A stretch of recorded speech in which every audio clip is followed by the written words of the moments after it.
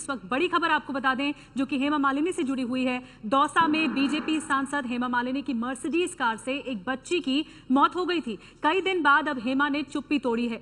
हेमा ने ट्विटर पर मीडिया पर तो निशाना साधा ही, लेकिन हेमा मालिनी ने बच्ची के पिता को ही हादसे के लिए कसूरवार ठहरा दिया है।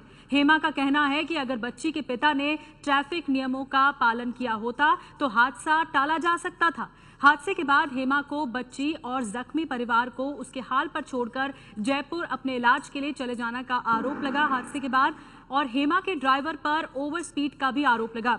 हेमा मालिनी ने ट्वीट किया है और सोशल मीडिया पर निशाना साधा है एक तरह से मीडिया पर, उसके बाद कसूरवार ठहराया। क्या लिखा है ट्विटर पर, क्या लिखा है हेमा मालिनी ने ट्वीट करके, हम आपको बताते हैं। जब मैं असहाय थी और सदमे में थी तब मीडिया ने सनसनी फैलाई और मेरी छवि खराब करने की कोशिश की गई।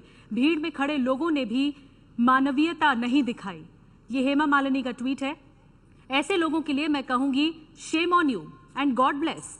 मेरी संवेदना उस बच्ची और परिवार के साथ है जिसकी बेकार में जान चली गई।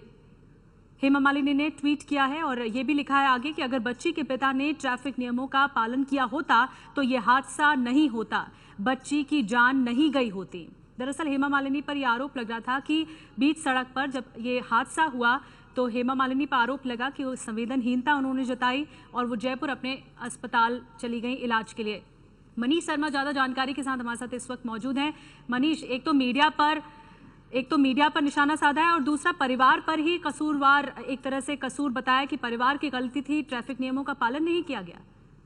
निधि ये बताता है कि हेमा मालिनी न सिर्फ संवेदनहीन है बल्कि अपनी गलतियों को दूसरे पर भी थोपना चाहती हैं। अगर पूरे घटनाक्रम पर नजर डाली जाए तो हेमा मालिनी ने खुद को उस वक्त असहाय बता दिया जब उनके चेहरे पर मामूली चोट आई थी, लेकिन कुछ दूरी पर जहां 4 लोग तड़पते हुए पड़े थे और उन्हें उठाने वाला कोई नहीं था, उन्हें लेकर हेमा मालिनी ने शेम ऑन जैसे शब्दों का इस्तेमाल नहीं किया। उन्होंने सीधे तौर पर कहा कि बच्ची के पिता ने अगर ट्रैफिक नियमों का पालन किया होता, लेकिन हेमा मालिनी शायद ये लिखते वक्त भूल गई कि खुद उनकी गाड़ी उस वक्त राष्ट्रीय राजमार्ग पर तकरीबन 140 से 150 किलोमीटर प्रति घंटे की रफ्तार से दौड़ रही थी और प्रत्यक्षदर्शियों ने इस बात की तस्दीक की है। पुलिस ने उनके ड्राइवर को गिरफ्तार किया, बाद में वो जमानत पर रिहा हुआ। साथ ही साथ हेमा मालिनी के प्रति जिस तरीके का आक्रोश लोगों में है वो उनके बच्ची के पिता के शब्दों से पता चलता है। जब हेमा मालिनी जयपुर के फोर्टिस हॉस्पिटल से निकली तो गेट से छुपकर निकल गई। उन्होंने उस परिवार से,